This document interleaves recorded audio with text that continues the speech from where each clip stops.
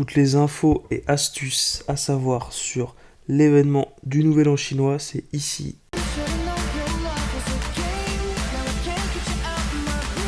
Hop l'équipe, c'est Blaze, j'espère que vous allez bien. Aujourd'hui, nouvelle vidéo les gars, je vais vous faire le tour de l'événement du Nouvel An chinois. Donc dans un premier temps, je vais vous montrer la nouvelle décoration que vous avez à disposition dans le mini pass de combat, c'est la piñata draconique. Donc elle est vraiment sympa, elle amène de la couleur dans notre village, on va dire, avec un peu de rouge et une couleur or et bleu. Donc vraiment sympa, et juste à côté vous avez le nouvel obstacle, donc l'enveloppe rouge, qui amène également de la couleur, donc vraiment sympathique. Ensuite je vais vous présenter les deux nouvelles troupes de l'événement. Donc on a l'artificière, qui est vraiment intéressante, puisque quand elle frappe, elle rebondit en arrière. Elle attaque aussi bien les troupes aériennes que les troupes au sol. Elle occupe 10 espaces et elle fait vraiment pas mal de dégâts. À côté de ça, elle est vraiment rapide. Donc c'est vraiment une troupe intéressante, je trouve, à jouer, qui est pas trop abusée comparée à d'autres mises à jour. Donc c'est vraiment pas mal. Ensuite, on a donc le dragon azur qu'on va retrouver juste ici, pardon. Donc un dragon qui fait vraiment beaucoup de dégâts, comme on peut le voir. Il attaque plusieurs bâtiments en même temps. Il occupe 40 espaces. C'est beaucoup, mais il est vraiment pas mal. Il ne va pas très vite en revanche, mais on va dire que sa force, c'est ses points de vie ainsi que ses dégâts. Voici en image le nouveau décor du palais draconique. Il envoie vraiment du sale, on va dire. Je trouve qu'il est vraiment intéressant. Il a un petit aspect océan, avec notamment des bulles, avec des troupes ou des bâtiments à l'intérieur des bulles.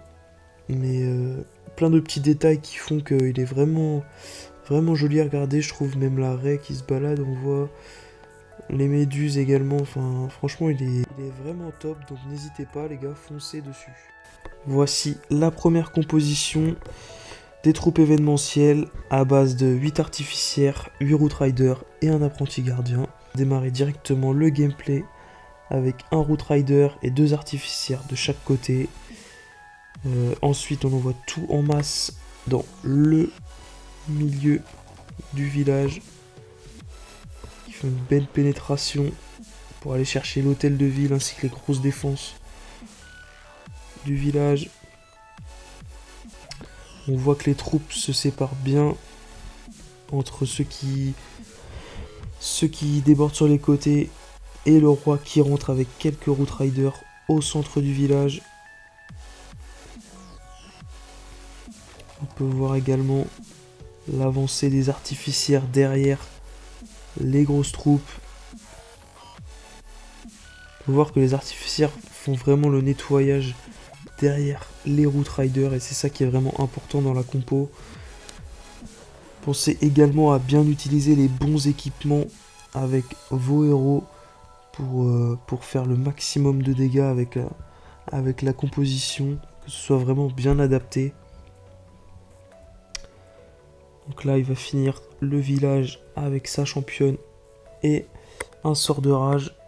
Il n'a plus que 2 artificières. Voilà les gars, l'équipement à ne pas sous-estimer, il est vraiment important celui-là. Faut vraiment pas l'oublier. La championne va faire un taf monumental. Elle va s'occuper du roi. Heureusement d'ailleurs qu'elle a l'équipement, parce que sinon ça aurait été compliqué d'aller chercher le perf. Mais là voilà, hein, il va aller chercher le perf. On va accélérer la fin du gameplay. En tout cas, c'est vraiment une composition intéressante. Et elle passe sur pas mal de villages. C'est ça aussi qui permet de l'utiliser en Ligue Légende. Voici sur la deuxième composition de l'événement du Nouvel An chinois, à base d'un AQH Dragon Azur. Je vous mettrai la compo en screen pour pouvoir la recopier si vous voulez l'utiliser avant la fin de l'événement. Donc voilà les gars, on commence le gameplay. On va voir qui part avec un AQH sur le bas du village. Il déblaye les côtés pour rentrer à l'intérieur et sûrement aller chercher l'hôtel de ville. On va voir si sa reine rentre. Normalement oui, il n'y aura pas trop de soucis. On voit qu'il a également des super sapeurs pour bien faire rentrer sa reine et qu'elle aille chercher le plus de bâtiments défensifs possible. Il envoie des ballons pour déminer. On voit que la QH avance bien. Il a envoyé sa catapulte à 3 heures pour faire un funnel pour ses dragons sûrement. Il va envoyer entre les deux je pense. Donc la reine prend tarif dans le village. Mais elle poursuit son avancée. Il envoie un petit score de skull pour ralentir les défenses et qu'elle ne tape pas la reine. On va voir où il va envoyer ses dragons. Normalement, il devrait pas tarder à les envoyer parce que c'est une troupe assez lente. Il faut pas tarder. Voilà, on voit qu'il les envoie juste ici avec le roi pour funnel de l'autre côté. Face souffleur, c'est vrai que c'est pas le mieux, hein, surtout sur ces troupes là qui sont lentes. Mais la QH fait un taf monumental. Le roi aussi d'ailleurs qui fait un gros funnel pour les dragons azur qui vont aller chercher le propulseur. Dans peu de temps, la reine en haut qui claque son pouvoir. La catapulte qui poursuit son avancée également. La reine qui est target par la T2 mono, mais un gel bien placé. On va s'accélérer la fin du gameplay, les gars. Et voilà, la compo est vraiment puissante, hein, comme on peut le voir. Il lui reste beaucoup de troupes. 3 chasseuses, 2 super sapeurs. La reine qui est full vie, le château de clan qui vient de sortir. Voilà, il passe vraiment large. Donc c'est vraiment une belle composition. Donc voilà, on est sur le deuxième gameplay de la compo AQH Azur Dragon.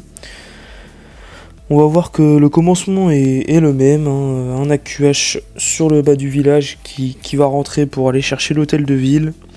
On voit que le roi est bien géré par une chasseuse ainsi que l'équipement de la flèche glacée.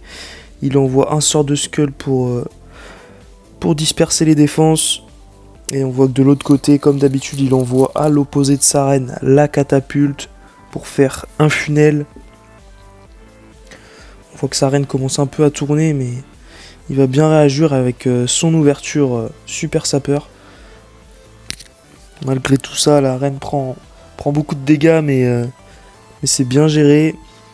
Elle conserve sa vie, mais pas son pouvoir. Il va aller chercher l'hôtel de ville tout doucement. On voit qu'il envoie bien des ballons, hein, pour déminer devant les guérisseuses. L'équipement de la flèche glacée qui est vraiment important, hein, comme on peut voir là sur l'hôtel de ville, il fait vraiment beaucoup de bien, il ralentit beaucoup les défenses. C'est vraiment un équipement à ne pas sous-estimer, on va dire. La catapulte qui vient de péter sur le compartiment catapulte reine, les Yeti qui sortent pour aller chercher la reine et malheureusement qui ne vont pas y arriver. On voit le roi qui est envoyé en haut pour faire le funnel, les dragons azur qui sont envoyés entre la reine et le roi. Le funnel est vraiment bien fait, donc normalement il n'y a aucune chance que les dragons tournent autour du village. On peut voir que la reine continue son avancée, les dragons azur également. Ils vont aller chercher la catapulte, le pouvoir warden qui est envoyé alors qu'ils sont sur la catapulte, le roi également qui continue son bout de chemin sur le haut du village. Il va aller chercher l'aigle artilleur et continuer son funnel pour les dragons qui ne vont vraiment pas pouvoir tourner là pour le coup. On peut voir que c'est pareil, hein, le gant du roi est vraiment impressionnant. Il fait beaucoup de bien aux attaques. Beaucoup de bien aux attaques et il faut vraiment l'utiliser. On peut voir que la reine en bas tourne autour de la catapulte. Mais malgré tout ça, il reste quand même beaucoup de troupes et l'attaque va passer plutôt facilement, on va dire. Il lui reste encore un poison qui n'est pas utilisé, mais c'est vraiment C'est vraiment une bonne compo. Voilà, on se retrouve pour la troisième composition de l'événement du Nouvel An chinois. On est sur une compo à base de Blimp Super Archer et derrière Dragon Azur ainsi que Super Ballon. Je vous afficherai la composition à l'écran pour la recopier. Mais nous, on va partir sur le gameplay maintenant. On peut voir qu'il envoie tous ses super ballons devant le dirigeable. Il va sûrement faire péter son blimp sur la TDE, le château de clan. Il va aller chercher beaucoup de choses. Le blimp est vraiment intéressant ici. Il a pété au bon endroit. Il va aller chercher le château de clan, 2 Arc-X, sûrement l'HDV, les 2 catapultes peut-être aussi. Mais il va aller chercher beaucoup de choses avec son blimp, c'est vraiment intéressant. Est-ce qu'il va aller chercher l'HDV? L'HDV, est-ce qu'il va tomber? Je pense que oui. Oui, il est tombé de justesse, mais il est tombé. C'était vraiment important de le faire tomber. Et voilà, on va voir la partie 2 de l'attaque avec les héros, je pense. La reine qui est envoyée derrière le roi, qui va rentrer sur le compartiment reine Arc-X. On va voir où c'est qu'il envoie ses dragons azur. Ah bah il les envoie juste ici. Il les envoie juste ici, mais il n'y a pas de funnel sur ce côté du village. Espérons qu'il ne tourne pas. Pour le moment, ça rentre bien. Les dragons azur qui sont en groupe et qui font... De toute façon, il faut vraiment les envoyer en groupe. C'est comme ça qu'ils font le plus de dégâts. Faut pas les envoyer esselés, on va dire, parce qu'ils sont moins forts, on va dire. Ils sont plus forts en groupe. Et voilà l'avancée du village qui continue. Ils arrivent sur la championne et une TDE. Il y a beaucoup de troupes à l'intérieur, ce qui permet de faire beaucoup de dégâts. On voit qu'il a envoyé ses archers pour le clean. Les troupes qui avancent bien. Avec notamment le petit Pets pour rendre invisible la championne. Qui est vraiment important aussi. N'oubliez pas de le mettre. Il est vraiment important pour les attaques où tu finis les villages avec la championne. Et là on peut voir qu'il reste vraiment pas mal de troupes. Il a encore le pouvoir de sa reine. Il passe vraiment large et on va s'accélérer pour voir la fin du gameplay. Et voilà encore une bonne composition à utiliser pour cet événement. Et sur le deuxième gameplay de cette troisième composition les gars, et ça va être le dernier gameplay de la vidéo. On se lance directement, donc c'est des villages assez chiants en légende qu'on voit là.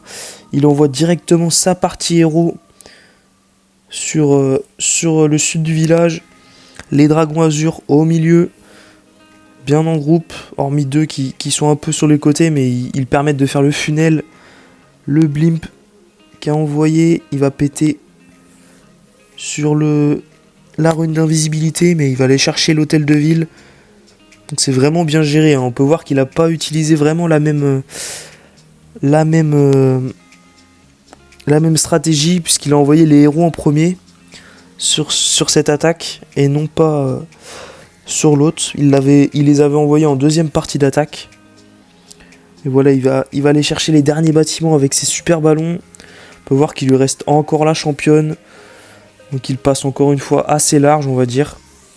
Il reste pas beaucoup de troupes, mais il a encore une championne qui n'a pas été envoyée. Je pense qu'il va l'envoyer sur le roi et les 4 Tesla avec une chasseuse derrière pour aller finir le village. Le super ballon qui arrive sur les Tesla. On va voir ce qu'il fait. Il va peut-être la garder. Les dragons azur qui font beaucoup de dégâts aussi sur le roi. Il s'attaque à l'anti-aérienne, mais malheureusement elle est en travaux, donc elle ne va pas pouvoir taper les dragons. Donc ils vont finir le village et on voit que la championne n'aura pas eu besoin d'être utilisée. Donc c'est une compo vraiment, vraiment puissante comme on peut le voir. Et elle passe vraiment bien sur beaucoup de villages. Ensuite on va parler des médailles draconiques. Donc je vais vous montrer une petite astuce pour gagner des enveloppes rouges facilement. Donc voilà, je vous présente un peu ce qu'il présente dans le pass de combat du Festival du Dragon. Donc voilà, là j'ai actuellement 544 médailles, comme vous pouvez le voir en haut.